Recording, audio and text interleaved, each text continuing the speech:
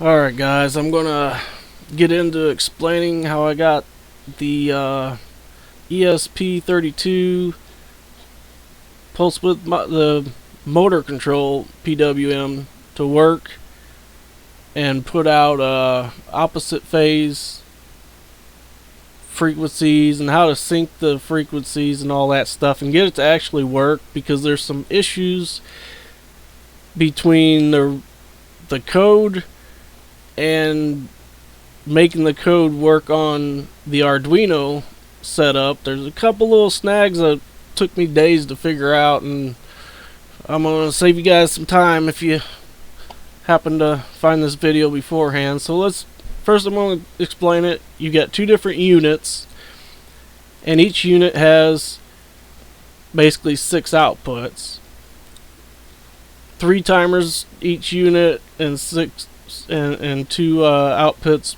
per timer. So here's what it looks like. You got 3 timers, and there's your outputs. Now each one of these could have these these 3 sinks. Those are inputs from like an external pin coming in. You can sync to that using these 3 sinks. Fault detections, those are like an interrupt for stopping the process. And then captures, I'm not exactly sure. I'm just getting this working for the first place. Next I'm going to get into trying to learn for myself how to set up the faults and stuff. But I sync timer 1 or timer 0 or timer 1 to timer 0. I didn't use no external pin or nothing. I synced the 2 timers to get an out of phase. Well, here, let me just show you. So this is 2 different pins, and if I move this one channel down so you can see, this is at 100 kilohertz, which is about the max to get a stable. It starts getting pretty jittery. It's almost unusable above like 200 kilohertz, but 100 kilohertz seems to be like the last spot where it actually works good. But I just got it on a breadboard, I just got it on a breadboard with no pull down resistors, and I mean, you could probably stretch it and get a clean signal if you put the effort in, but without nothing but just a breadboard, 100K is about the best you could do and get a clean signal, or clean enough. So I got it at I got set on 40 duty cycle of 40%, and and I got the offset by a half. So let's see, you got, so this would be something you'd use to like drive a half bridge or H bridge, or a center tap transformer or something like that, where you want one pin to drive a MOSFET or a transistor with a duty cycle for half of the what we call that, half of the phase, and then the other half of the phase you want the other one to drive a different transistor going the other half, or with an adjustable pulse width. So alright, so I did get it to work. About 100K is the best you can do to have something clean, unless you really put some effort into it. So I'm going to show you exactly how to do it with the code, because that's the hard part.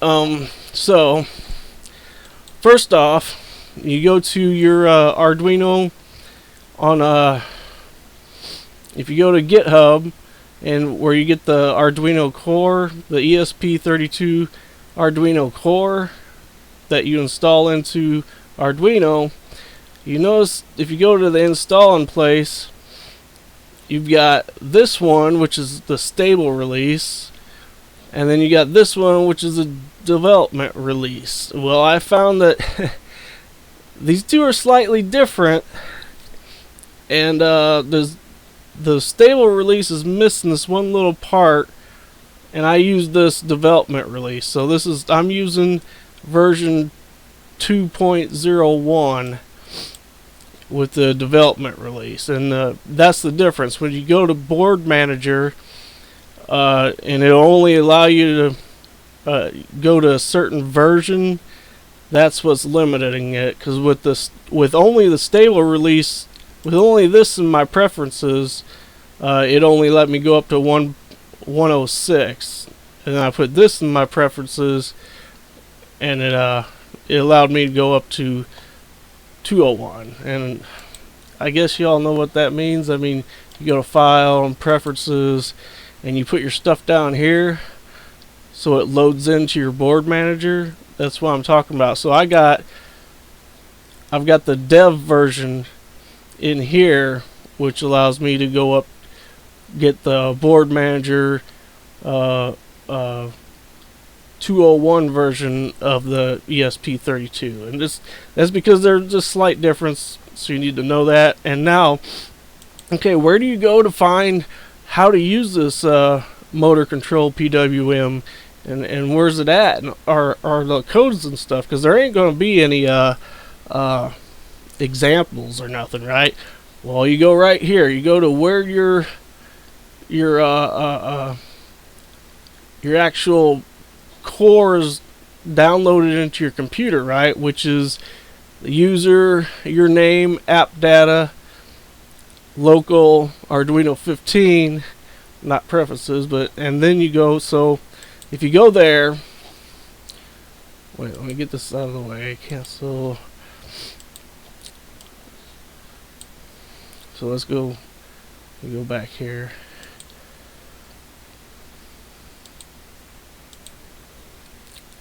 Okay, we'll start from the top here. You go to your local C. You go to users. Then you go to the name that you're using.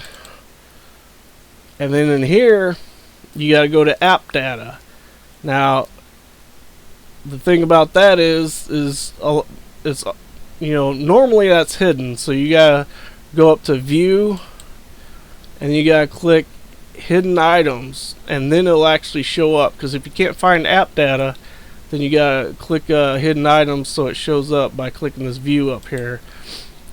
So it's PC, users, name, and then you can find app data.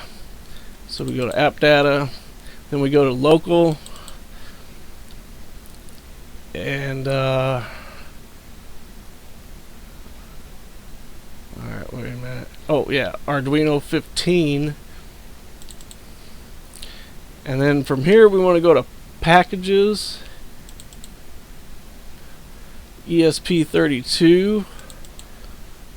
And that's after you got it all installed, right? And now you can go to hardware, ESP32, the version 2.0.1. And then, you know, you got your cores. This is your regular core stuff, right? But it's not in here. You can't find it in here. So we'll go back one. Back. Instead of going to cores, you go to tools. And then you go to SDK. And then you go to, I got ESP32 version. And then now you go to include. I know this is ridiculous, but include. And then you go down to driver. So you go down to this driver, double click that. And I can't remember which one of these it is. It's probably another include, but let's try this first. Nope, ESP32, include, driver. Nope, that's the wrong one. See, it's really buried in here. Okay, we go to include instead of ESP32 this time. Now we'll go to driver. There we go. Alright, so now, so we look at that. Tools, SDK, ESP32, include driver, and we go down, mcpwm. We found it, right? So once you get all the way down here to find this, then you can open it up, which I already got it open in your notepad. And this is your whole, this is what you got to study to learn how to do this MC PWM stuff. You got to study this page right here, and it's really, I mean, I would expect you guys to have tried to look into this before watching this video, but it's sectioned off in this certain way to where, okay, so if you scroll down, the first half is like the options. Now down here, like mcpwm set duty, so you're setting a duty cycle, right? And then it's got this variable, which is going to be the unit number, and then it's got this number, this variable is going to be the timer number, and it's going to be a common theme with all of these: unit number, timer number, and then some other variables. That's not a good one, but let's see, that's not a good one.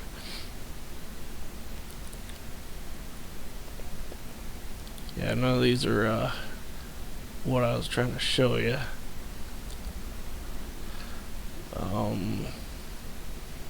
Carrier, dead time. Well, either way, okay, so one of these is going to have a, I'm not sure what they call that in programming language. Load.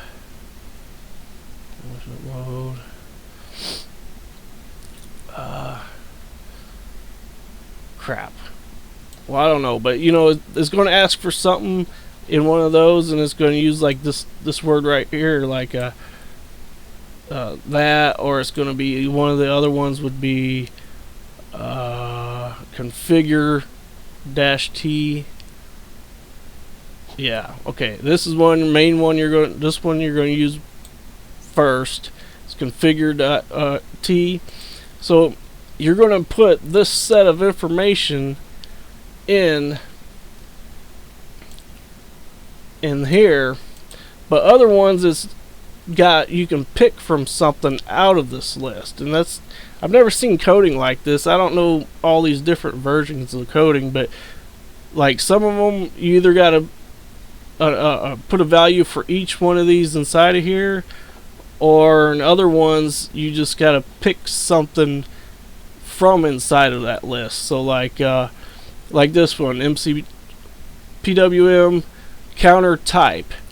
Well, you can pick one of these, up, down, or up and down. You know, you don't have to put a value in for each one like these other style of ones. So okay, now let's get to the code and just getting the PWM set up, right? So first off, you need these three included. These other ones are in there too, but they're not useful in trying to code it unless you're looking for something advanced or something. But so you need these, include these. Need GPIO out. I'm not sure why I've got it like that. That's how they did it, I guess. So I defined it as with these names, and I just use these pins here. Then you frequency is done in hertz, and then duty cycle is done in a percent. It's actually done in 100% of the full 50,000 hertz, you know. So, but I'm only doing, each is only going to be half of, you know, half of the frequency. So basically I would go up to 50 max. So so you get that. Now first off, I'm just doing a void setup, and then I've got a function to set up, initially set up my PWM, which later, you know, I'd want to have some kind of controls of when to turn it on and when to turn it off, and this, that, and the other. But initially you got to get it set up and get your timer synced and all that. So so that goes to my function here, which so first thing you want to do is the mcpwm GPIO initiate. So you only got unit 1 and unit 2, so you always just start out with unit 1, and then it wants this is the actual pin, the actual register to connect this pin to. This is our pin from up here,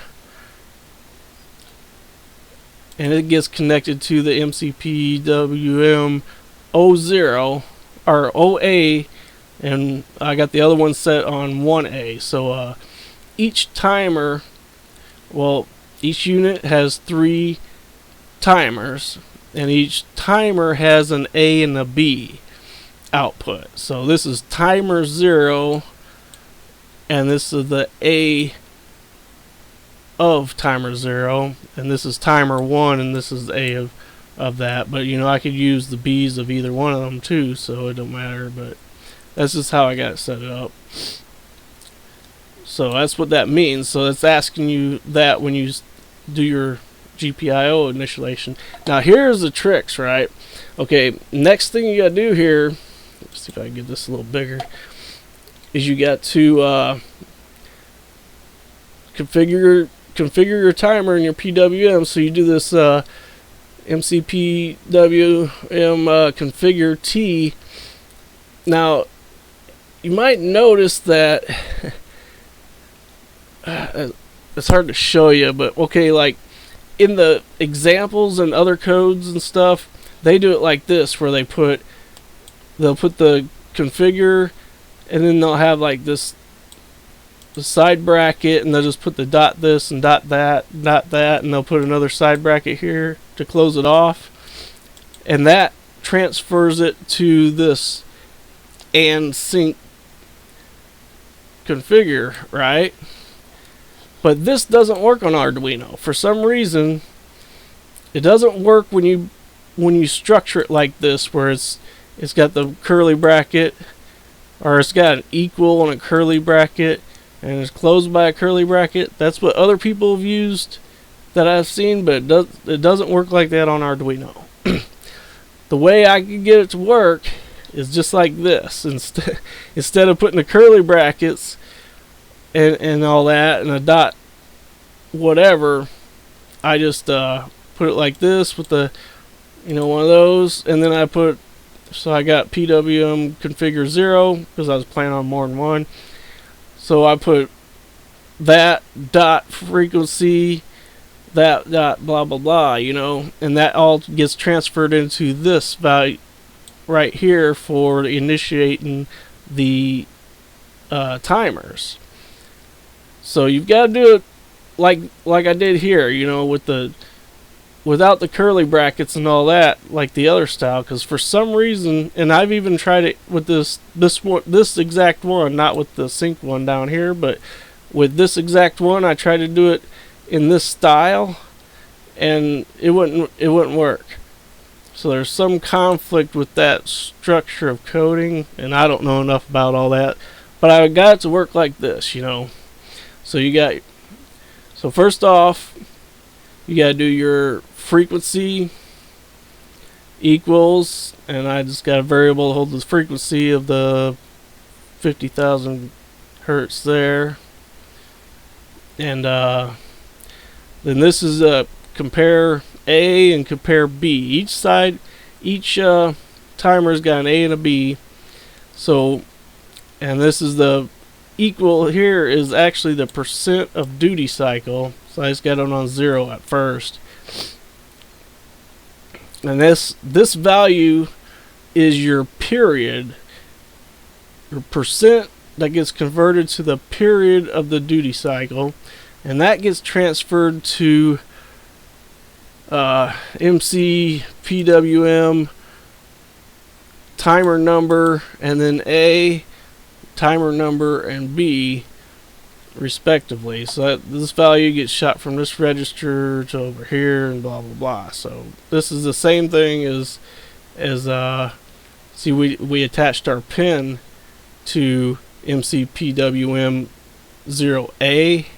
That is this compare aid is connected directly to it somehow through registers or whatever. So it's the same thing. So you're setting your duty cycle for this pin by setting the A, and I'm just leaving that blank. But while we're setting it up, I just got them stuck at 0%, which is basically off. But the timer is getting set up, so it doesn't matter what the duty cycle is yet. So next is counter mode. Now you can do up, down, or up and down counter, but I'm trying to keep it simple, and I'm just doing an up counter, and then duty mode is active high, and then you're just making both timer 1 and timer 0 both configured to this, and you just want to get them set up and going first. It doesn't matter. You can adjust things later. You can adjust all the aspects later after it's set up and going. And there's some things that you just can't do unless you do it that way. You just get it set up and going, and then you adjust the stuff. You know, for some reason it's kind of a pain to try to not do it that way. So just get them set up first with the same stuff, and then you start messing with them. So okay, now that we got both timer 1 and timer 0 going, by setting the mcpwm initiation, which can be found in wait, not there, initiation. See, now I've been through this file here so many times to learn this shit, and I learned way too late to copy what you're looking for, and then go to edit, go to find, put it in here. You'll save yourself so much looking if you just use this feature. So okay, we got mcpwm GPIO initiate, and then it's asking for PWM number, mcpwm number, unit number, yeah. IO signal, that's the timer signal. Wait a minute. How come that's different? Oh, that's not configure. That's not got the configure at the end. Oh, okay, that's GPIO initiate. That's okay. It's the wrong one. So set pin resolution.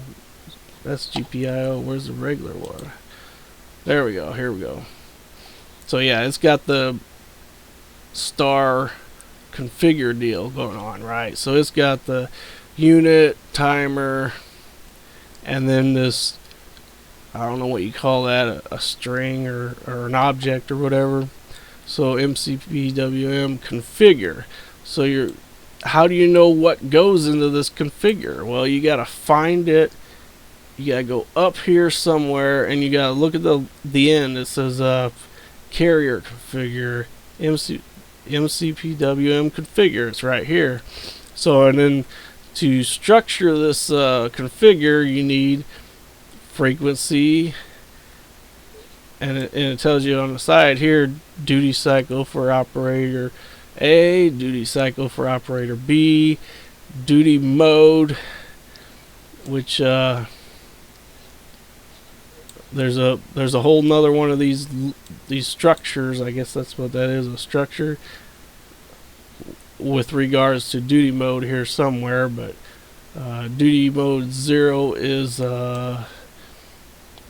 active high, and the other one's just inverted, active low. And then counter mode, and there's a whole structure full of counter modes too, but basically it's up, down, or up and down. So that's how you find what goes into there. You got to find the structure that contains these things that need to be listed into it, you know. So that's how you search it out and find it in this file, so you know what you're looking for. So we have timer 1 and timer 0 configured and going, right? So now we gotta sync them together. Now to sync them together, you need to first set a PWM set timer sync out. So you gotta tell it what to do for the output, you know. So, and it's another one of these things that you gotta look up what it's really asking for and stuff. But it's asking for the unit, the timer number. This is going to be the output sync that triggers the syncing. So we're going to sync using timer 0. And for the trigger for timer 0, we're going to use switch sync source TEP. Now TEP, you only got 2 options apparently in this code, and let's see if I find it without searching here. Okay, here's the one. It's going to ask you for timer sync trigger T, and you go up to here, and it's got so if you want to sync off of a timer and not an external pin, you've got to the TEZ and a TEP. The signal generate when timer counts to 0 and counts to peak. It's basically an up-down thing, but it's more complicated than that. Let's let me see if I can find it in here real quick.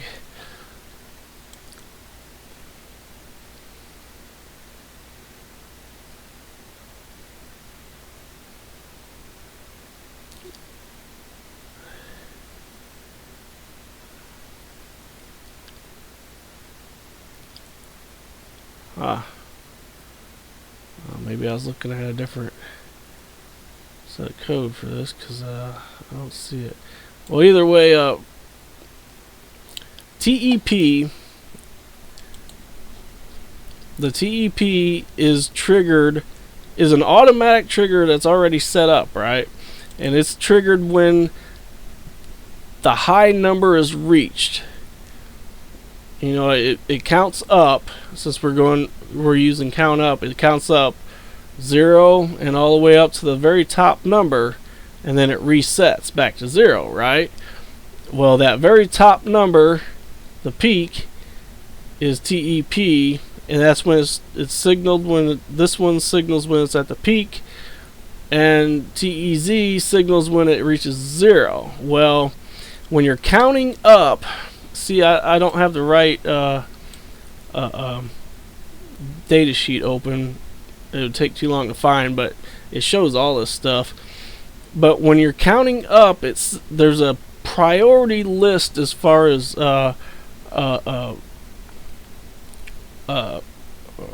interrupts go, right? And when you're counting up, TEZ is the very lowest on the priority list, right?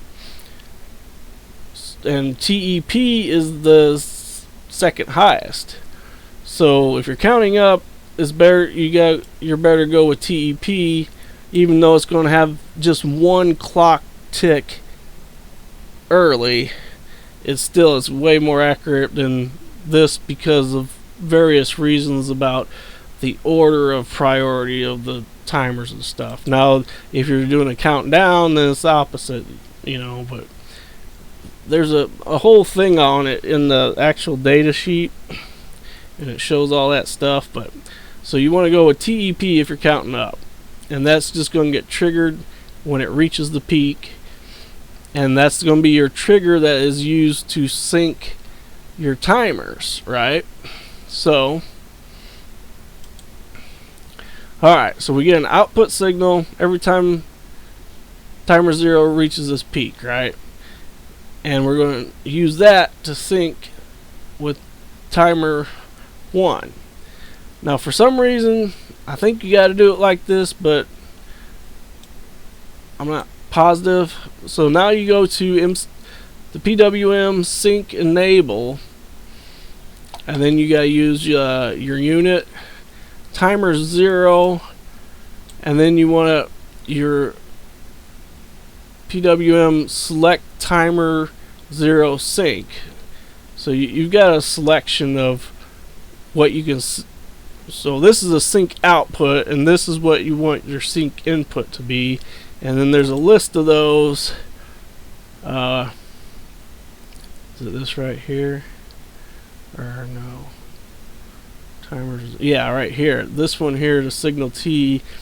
So you select timer 0 sync.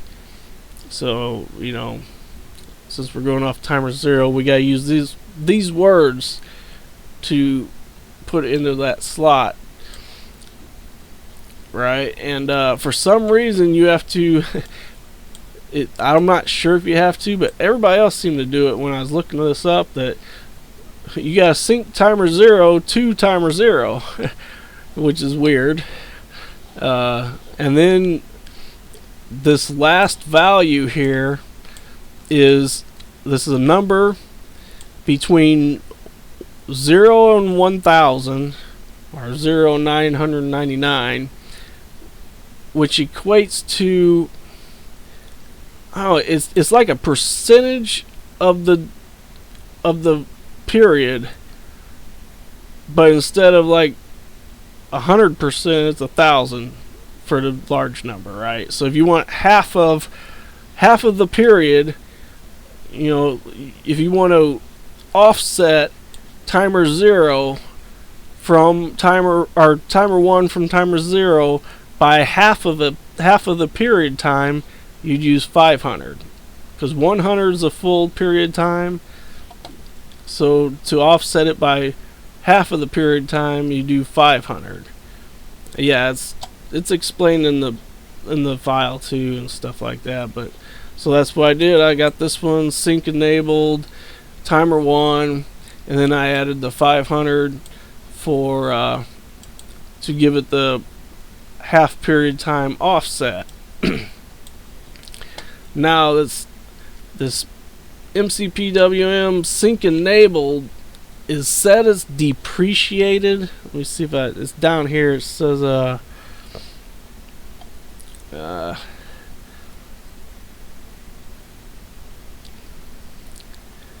yeah, it keeps bitching about it being depreciated,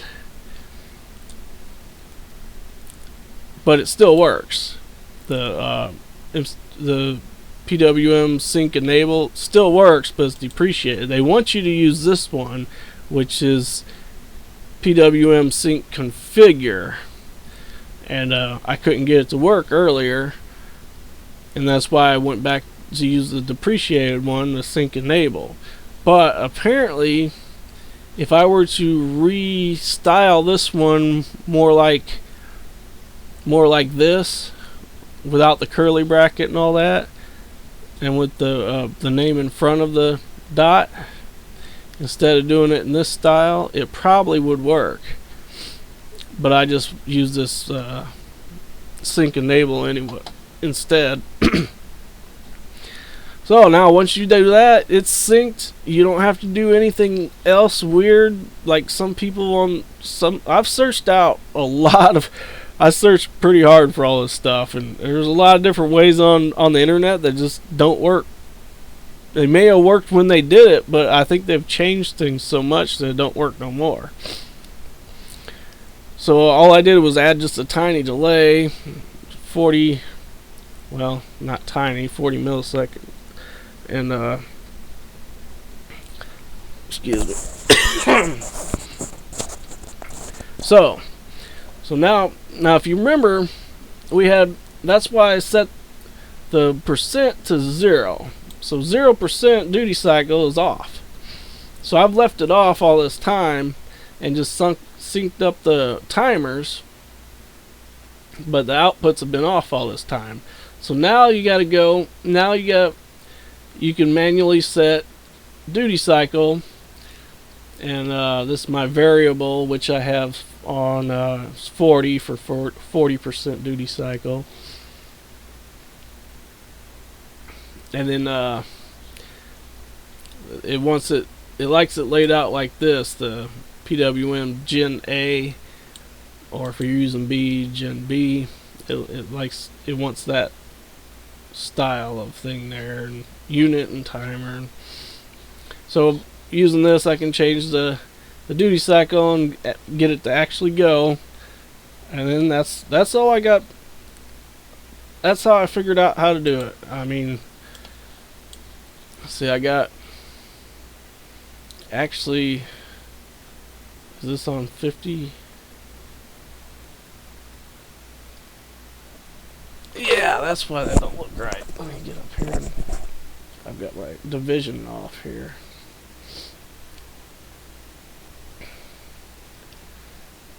I've spent days working on this, trying to figure this crap out, guys, and it's been very frustrating, but I finally got it, and I wanted to like document it so nobody else had to go through that much trouble. So yeah, there's 50 hertz, and I mean, it looks all right. You start getting up to 100K, and the duty cycle looks a little off, and the offset isn't as accurate. It's like the higher up you go in frequency, we use this the number 500 to give us in the syncing, to give us the offset in the sync, and it seems like the higher frequency you go, especially 100K or above, those values start getting skewed, and you could probably accommodate for it by just tuning it in, syncing it in, or I mean doing what I'm doing. You put it on an oscilloscope and then you adjust it to get it to work. You could probably get away with that, but once I got to like 200K, it was just, there's a lot of ringing going on, and like I said, I only got it on a breadboard, so that's probably why. But I don't know how much frequency you could actually handle.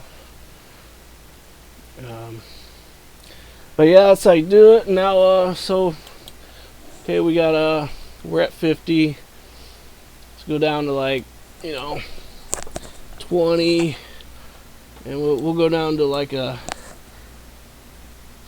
let's go down to 25% duty cycle. Now this duty cycle is a float, so you can fraction it up to, it doesn't have to be a whole number if you need more resolution. So yeah, we'll just upload this. We'll watch that while it's uploading.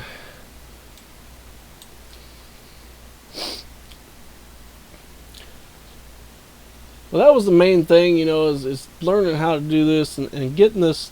For some reason, the layout of how you put this configure structures in here, I had to figure that out the hard way. And it only likes, Arduino only likes it one way for some reason. And finding the code, finding that driver to study to learn how to use it was hard too. I mean, I showed you how deeply that was buried. It's pretty crazy in your file system.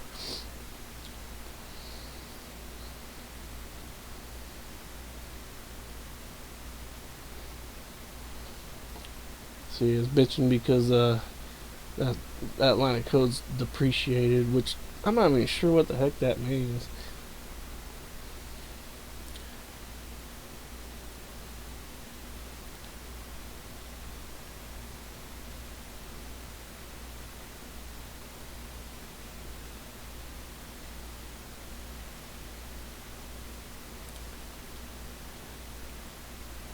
I hope it don't time out. I don't know why it does that crap. Yep, it timed out. Well, here, let me I still don't understand these ESP32s and that timing out crap.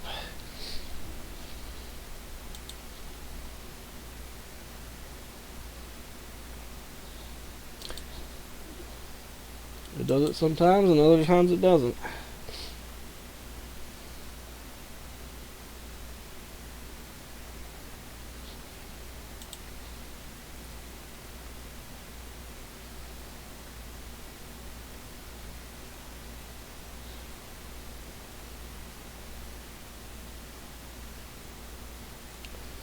But I hope this saves you some time. I don't know. I mean, I didn't explain much here, but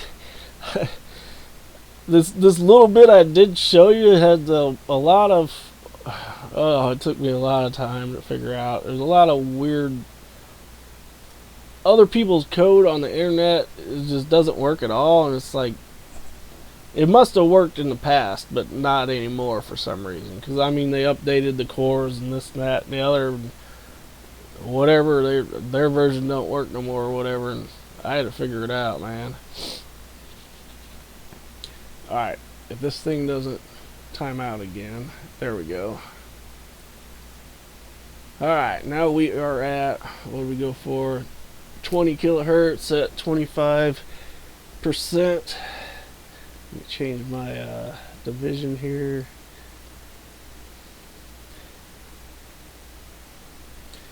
And scroll this over this way. Come on. So we got 20K. See, now this is a little more perfect. It seems like the 100K was really pushing it. This down here at 20K is looking a lot nicer, really. And so at 20K, if we switch to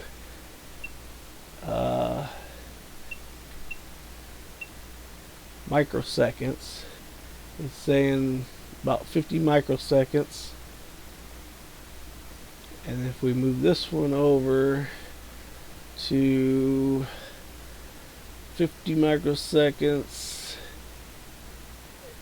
and that's about 12 microseconds. So if we go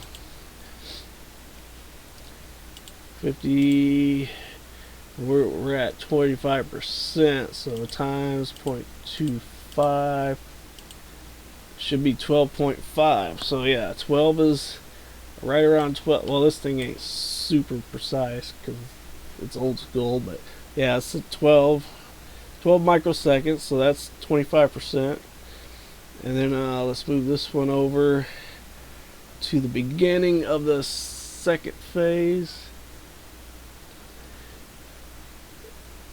And we're about 24-ish. 25 would be over here, so it's one. Well, we know it's one because we're triggering on the high period number. It's going to be one clock cycle fast, but that shouldn't matter that much. But we're just ahead of time by just a tiny bit. Out of 50, we're 1 microsecond. Out of 50 microseconds, we're 1 microsecond fast. So we're at 24 out of 50. So yeah, you might have to, depending on what you're trying to do, you might have to fine tune that this syncing offset to get it. I mean, if you don't want your transistors or MOSFETs to like be on at the same time, that's for sure. So you gotta be careful about that. And and there's this whole system in here for dead time, and there's a whole thing for adding dead time in the front and the back, leading edge dead time and falling edge dead time. There's a whole thing in here for it, and I haven't tried it yet, because I was trying to get everything to work first. I was trying to get the syncing to work. That was the hardest part, because you look on the internet and everybody does it 10 different ways and none of them work anymore. So I was more worried about getting the syncing work first, but you can add dead time in, and that will ensure that that you don't have both of these on at any given point in time, you know what I mean? So alright, I guess I'm gonna end this. I hope this helps somebody out. Later.